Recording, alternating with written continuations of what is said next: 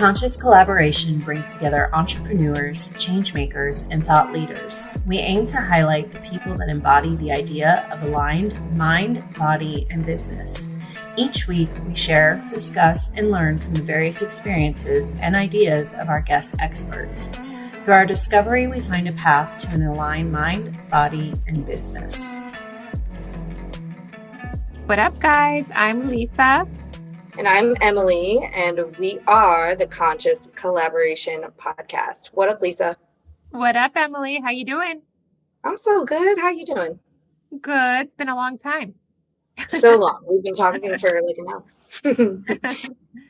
So today we are going to talk about a topic that I kind of found scrolling through Instagram, which is a way that Lisa and I like to get inspiration sometimes. We just kind of like to see what people are talking about. And of course, I follow a fair amount of fitness accounts. So I saw an infographic that got me pretty hype. And basically it was about normalizing bringing your kids to the gym to watch you strength train. Or in whatever environment that you consistently work out. And, it got me thinking, like, a lot of people, and trust me, of all people, you and I get this. Mm-hmm. But, the tendency, especially for mothers, is to kind of get in self-sacrifice mode for our kids and really sacrifice our own personal health and fitness in the name of whatever, be it working enough jobs to make things run, or carting kids around from practice to practice, or the innumerate amount of things that make you crazy busy as a parent, especially a single parent. But certainly all parents have a goal of their children prioritizing their own health, right? Because, we have them for a certain amount of time, we can teach them, but once they're on their own, I mean, it's just, think about anybody that you've watched, kind of tailspin health-wise. Like how painful would that be to watch your kid do that? So, like I said, we all have this goal of our kids prioritizing their own health. Well, kids emulate everything that we do. That's how they learn what's normal. That's how they learn how to do life, is by watching you. So the only way that I can see to ensure, to the best of your ability, that your kid prioritizes their own health is to prioritize your own health, right? Mm-hmm. And do it in front of them and talk to them about it, right? And so the topic starts with exercise, with working out. And of course, like, there are logistical things when you're talking about gyms and lifting weights and things like that, and whether they have daycares or, whether they allow certain ages on the floor. But there's all sorts of ways that people get in their exercise. And so you bring the kids to come work out with you in the studio from time to time, and I've got other clients that do as well. And I think that especially for mothers and daughters, when you're talking about like body image issues and things like that, when as a culture, we've pretty much normalized mothers, having their own body image issues in front of their daughters. What if we could flip that script entirely, and turn exercise into and expanding that out into like any good habit that you can think of for personal development, health, fitness, mindfulness, wellness, what have you. Normalize those things in front of your kids. Let your kids participate to an age appropriate level. Yeah. talk to Like them. your, My mother always talks to children, even little children, babies, 2-year-olds, like they're yeah. adults. And her thing was more political, but she always tells a story about how, like, when I was 5 years old in the grocery store, and I read somebody, uh, David Duke for governor of Louisiana shirt, and he was, not to get political, but he was a former KKK grandmaster. So I think most of us who probably listen to this podcast can agree that that's no good. But anyway, she always laughs about how when I was 5 years old, I'm pointing at this guy going, "Mommy, doesn't he know that David Duke is a bad man with dangerous ideas?" Like, out of where the would I mouth have of gotten that babes. from? So, I mean, I talked to Olivia about protein and how it's the building block for muscle and all the tissues in your body, and how it helps you heal and be strong, and all those kind of things we can talk about. Our morning routines, our cold showers, our meditations, our walks, doing feng shui on a space. All Mhm. these things that we either sacrifice for our children, or how we perceive to be for our children, or we just kind of do it as a separate thing. Yeah. Well, I mean, and I definitely hear a lot of those excuses out there too, because I'm a member of a lot of local mother groups and that type of thing too. I'm connected into that community as well as entrepreneurs and small businesses, and those interlap a lot. And what I hear, especially in those that are CEOs of their own businesses, a lot of those are single parents as well, by some strange coincidence. But there's a lot of that talk of, well, I used to do this before I had kids and when I had time. Mm-hmm. And I had a little Mm-hmm. bit of that story myself. There was a different way that I was. And when I had Sure. more free time before the businesses and Of before course. the kids, my life and my routines looked a little bit different. In terms of, I think my story is I used to run half marathons. I used to Mm-hmm. do hot yoga several times a week. And those, weren't conducive, but I was able to get into new routines that, adapted, in which, luckily, I'm really grateful that you allow me to bring my kids to work out sometimes when they're home from school on holidays. So I'm not sacrificing my dedication to maintaining my fitness and my mental health and Mm-hmm. and they see that, and they very easily adjusted, got used to the environment. And now when I say, like, hey, you're coming with me to the gym, they are immediately like, okay, we're going to practice working out right now. Like they're doing homework and prep for the gym. They'll get Mm-hmm. their little bands out and the kettlebell out, and they're looking forward to it, and they watch us. And little Mm-hmm. kids are always watching and observing, and even before we even realize they're paying that much attention, it becomes something that they aspire to be in their own, Mm-hmm. like that's their normal that they witness. um Yeah, absolutely. And even there's, some really great, like, home program options with, limited equipment, like just prioritizing, that fitness, keeping fitness incorporated into your life, no matter what the circumstances are. And, I read another quote the other day that's like, the best time to start is when you're too busy. Because then no matter, what the ebbs and flows bring you, like, you will have learned to fit that in and prioritize that regardless of how much is going on in your life.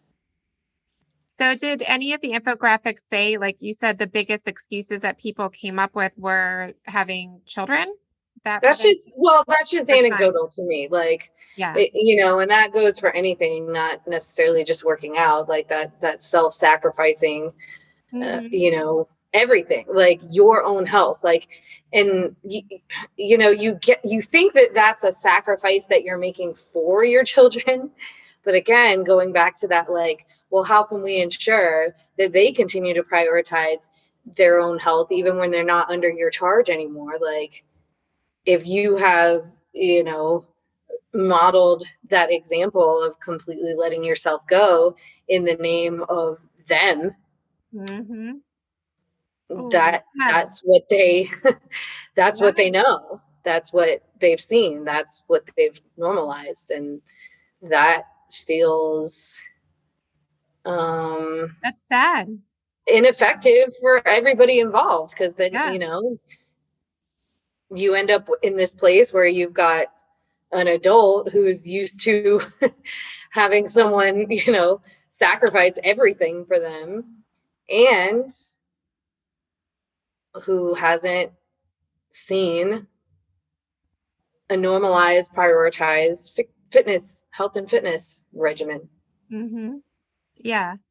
I mean, it also, as we talk a lot about aligning our minds and our bodies and our businesses, when you're not able to create that structure in maintaining your health and wellness, you know, as we talk energetically about that being the hub of all the energies, that speaks to having issues with foundations and Mm-hmm. being and maintaining foundations, and that will translate into your business. So if you Absolutely. can't create those boundaries and structure in your own self, just think about how that will trickle into your business, your relationships.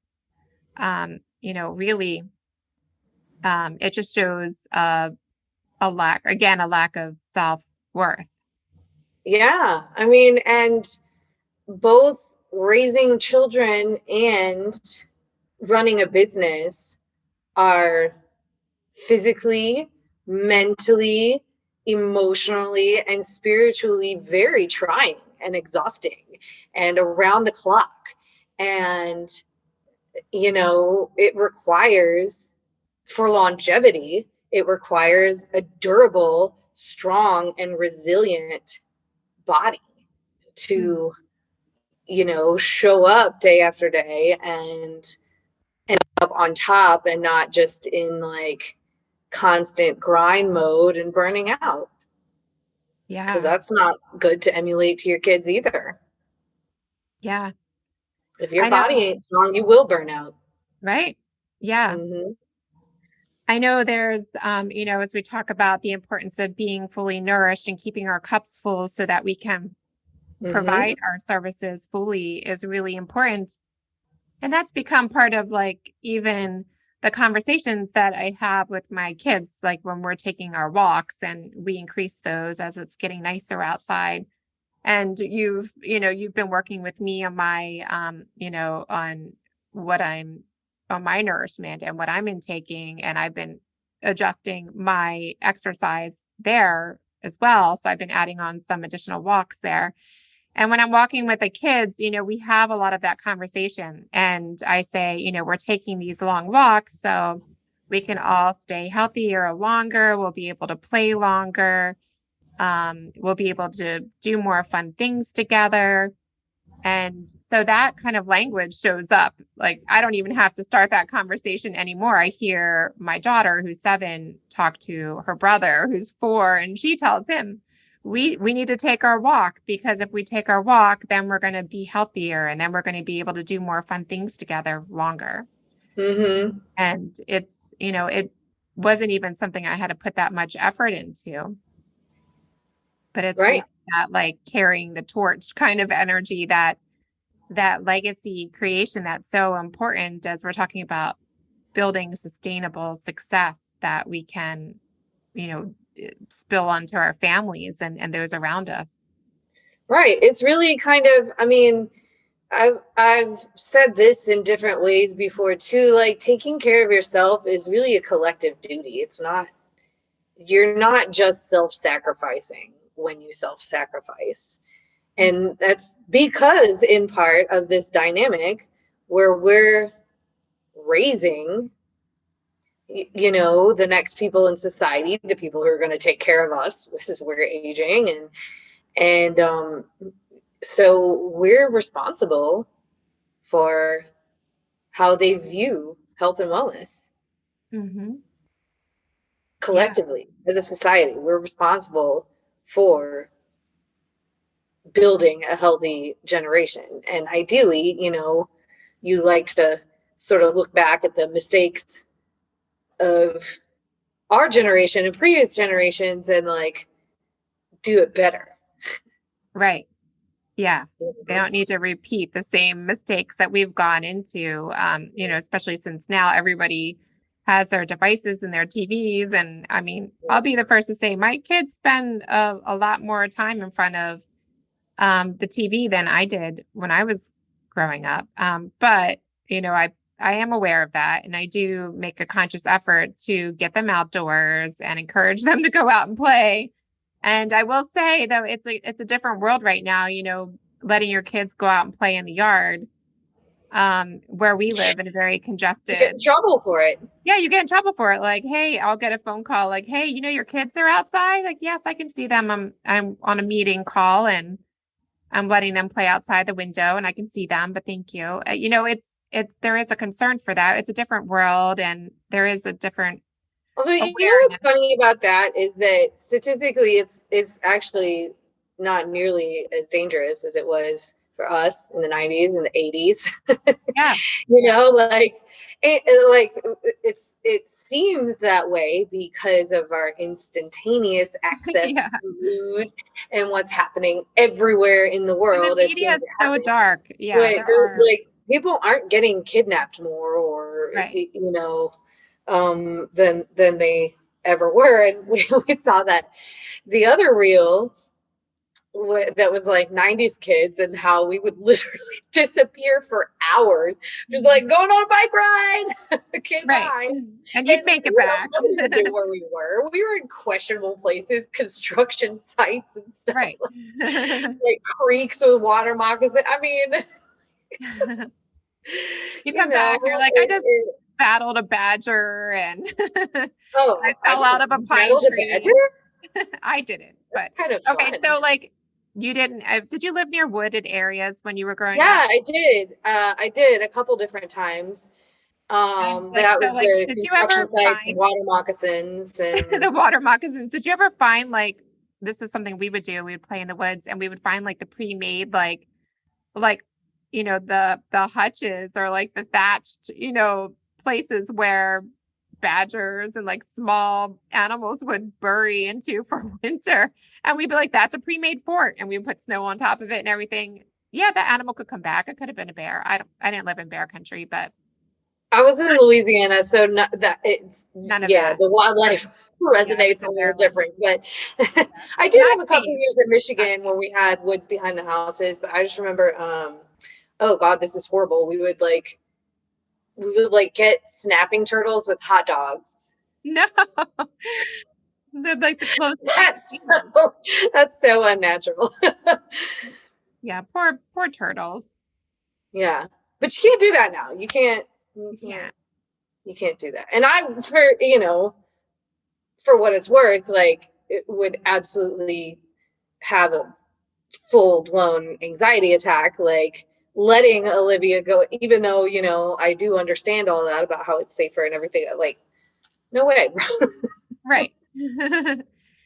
Yeah. If I let the kids walk, you know, a good distance ahead of me, if we're in a safe place and I can see them, and let them do their wandering. But it is a different world, and the media is very dark and paints only the dark pictures sometimes. Well, and now you've got the other people sort of, not minding their own business. Right. The watchers. Maybe with, good intention. Oh, let me save the children, but like, I'm right here, bro. It's fine. Yeah, I can see my kids. Right, I got this. Yeah. But it is nice. I get it. It's out of kindness. People want to make sure the kids are safe and their moms. Sure. And it is that, again, society kind of collectively helping to raise the kids. But there's also, there's lines. There be lines. Yeah. When people try to tell you what you need to do. Right. And I imagine, it's different. You need to take them kids to the gym. That's what you need to do. Yeah, bring them to the gym.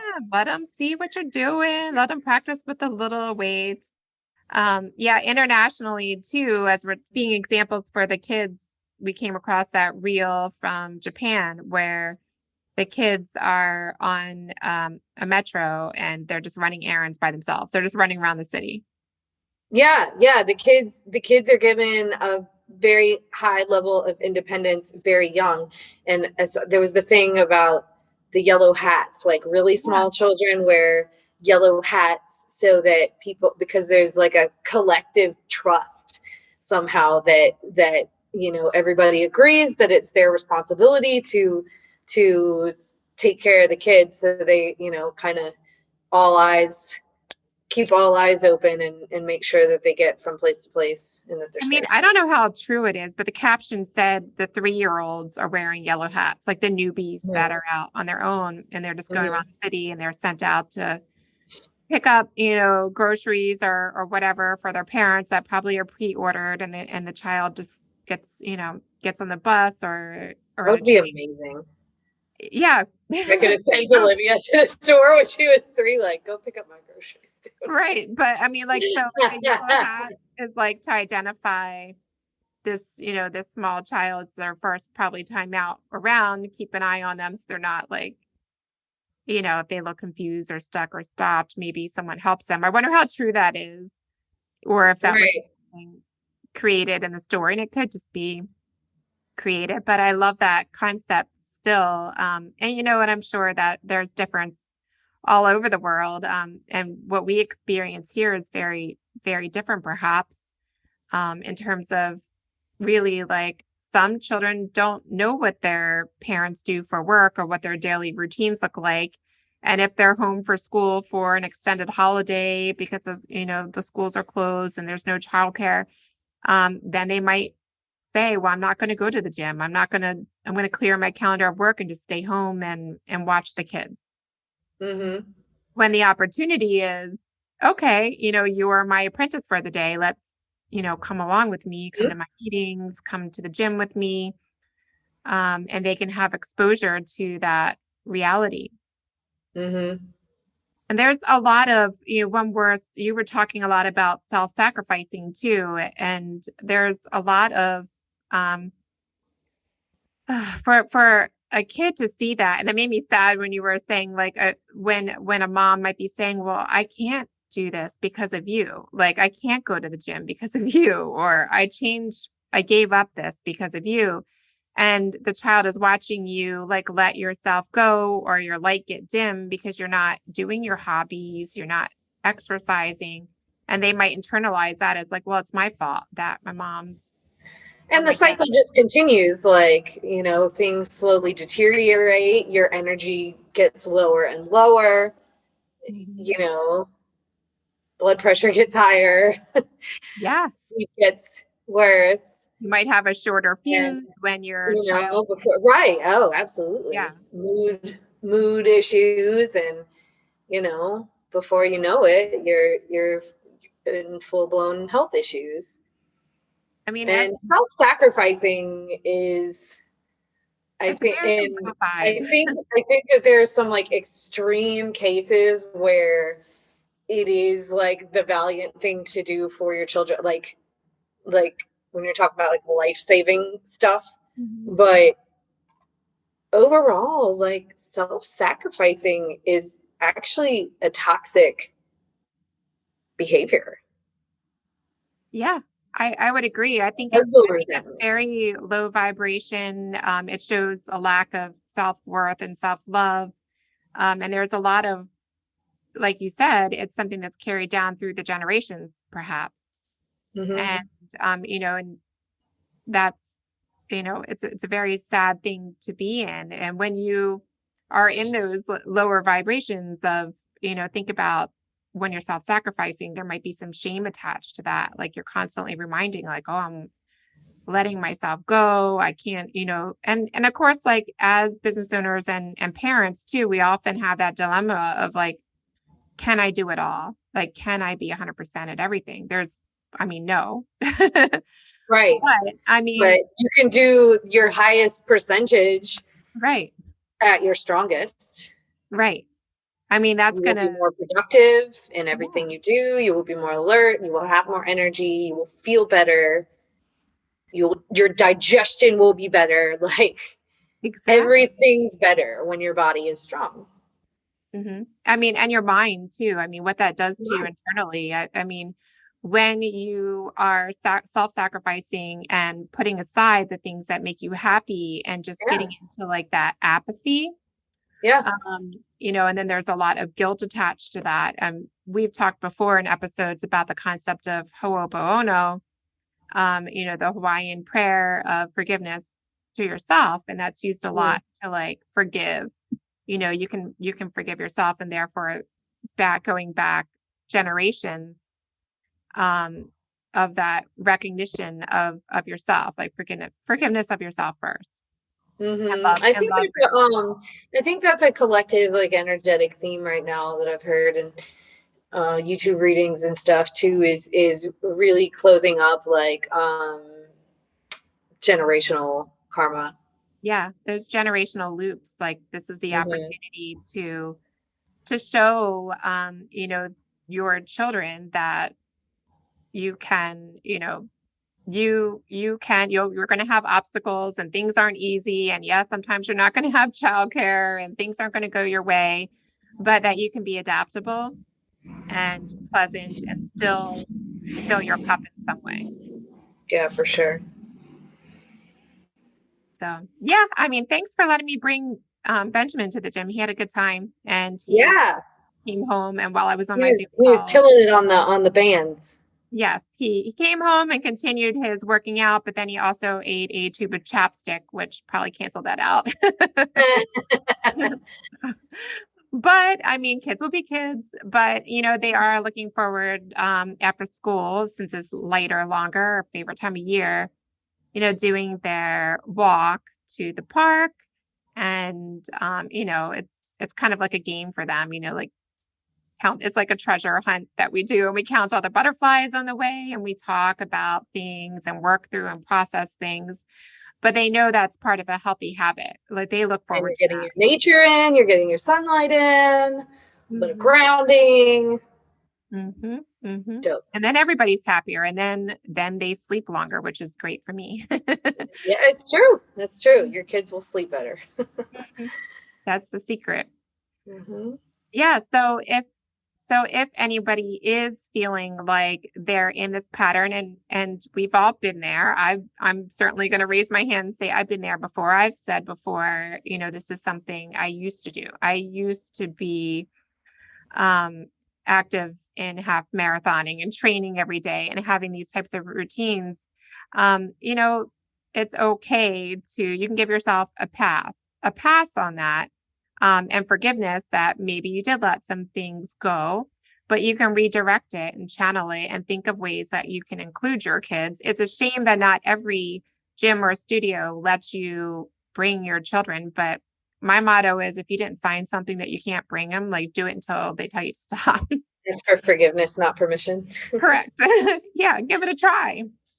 See, see what they say. They might be okay with it.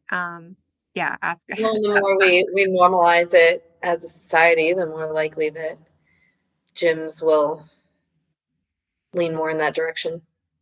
I mean, too, they'll start to recognize that kids are having accountability and they're being respectful and safe, learning what, I know when I bring the Mm-hmm. kids, you explain to them, the radius around equipment and Right. not to pick up things, and it needs to be intentional when you're picking up things, and you could Right. hurt It's just yourself. like anything. If they're not exposed to it, how are they going to know? They're going to lose their freaking mind if when they go and see all this equipment. But if you let them, come in and you show them the ropes and you teach them stuff and you normalize that, then you Yeah. create more safety too.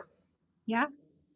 So if anyone out there is feeling like they fell off the wagon in terms of maintaining themselves, and you're hearing this at the exact right time, which is normally what we hear from those of you who are listening and writing into us, is it just happens to you happen to tune in the exact right time that you need to hear something. I hope this is the case. First, allow yourself some grace and send yourself some forgiveness, and then start thinking of ways that you can change your habits and start sharing more your beliefs with your children and including them in fitness. And Emily, do you have any tips to add to that?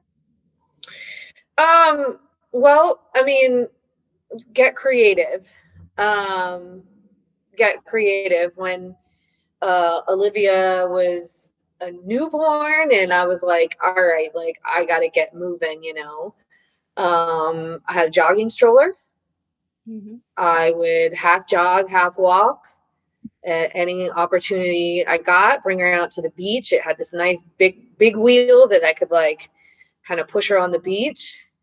And that's how I started moving again. And I did a lot of home workouts and just had her in some kind of holder plop down next to me. If you need to pause and, go attend to something, you can do that. I know it's a big shift. I know, a lot of people aren't necessarily a fan of working out at home. That probably it did change to a large degree during COVID when people had to do that. But, like I said, there's a lot of great things that you can do with very little space and very little equipment. I'll be coming out with a subscription and a one-time program, home gym, low equipment version via Iron Yogi Fitness very soon, actually. And so just get creative and mold your workout program to your life rather than the other way around. That's how you ensure sustainability. That's how you ensure that you can be consistent and that you can show up and show your kids how it's done. Mm-hmm. I love it. I can't wait for your program to come out. I know you've been working hard on it. Like, I think that's the important part of it, that you're able to show examples and then describe them and then build it into a way that's easily accessible. So I think that'll really resonate with people that are listening right now and really struggling. So for sure. Fancy equipment is fun, and, you can do a lot of different and cool things, but I actually enjoy the challenge of getting a little more creative with it and using a very small amount of equipment and space to create great results. I think that's fun. Yeah. Well, that's your, as we were talking. It's my idiot. It's your idiot. You found your idiot genius. Your idiot genius. I love it. All right. Well, this has been a good one. I'm inspired, and I'm so happy and grateful that you've been helping me instill these types of lifestyle practices in maintaining my health and wellness, and that helps my mental health and in my career, and also with the children, because I think, they're going to grow up to be healthy and just know, like, hey, my parents, they live their lives in a very healthy way, and they'll continue in that. Mm-hmm. Thanks for doing that. Word. So if this is something you would like to continue sharing with us, your challenges or techniques that you found to work into your lifestyle, you can connect with Emily and I and all of our friends in the Conscious Collaboration Collective on Facebook. And you can find the link provided in the description and all the other ways that you can connect with us there. It's been fun, Emily. Thank you. Always. All right. Talk to you in 5. Bye, guys. Bye. Thank y'all so much for listening to our podcast. If you haven't yet, please be sure to subscribe, rate, review, and share with all your friends so they can join our circle of collaboration on this journey. You can find us on Instagram at Conscious Collaboration Podcast, on Spotify, iTunes, and Audible, to name a few. Please join us next time for another deep dive into how you can live life in more alignment, mind, body, and business. Send us your questions and comments in our DMs or email us at consciouscollaborationpodcast@gmail.com. See you in 5 minutes.